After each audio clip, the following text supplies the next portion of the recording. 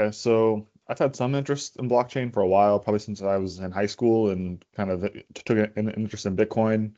At that point, it's probably like the more of the self-sovereignty of money that I was interested in, and it wasn't really until I started going to college that I got more interested in the computers and software that my interest kind of shifted to be more about the technology itself.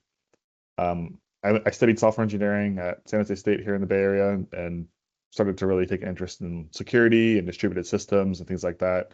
During that time, I started as an intern at NASA Ames, and that was an undergrad. And one of my mentors, Ken Freeman, described a project called Urban Air Mobility, or UAM. Kind of talked about it like it was the Jetsons with flying cars and stuff like that. So it sounded really exciting. And then we were going to use blockchain to secure some of that information and some of the data in there in that ecosystem.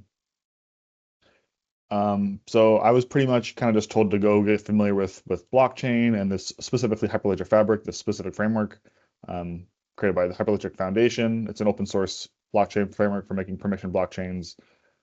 So best way to learn about something is to start building with it. So I started to build the little blockchain to kind of model what I thought what would look like for UAM, and this kind of turned into what eventually would become this work.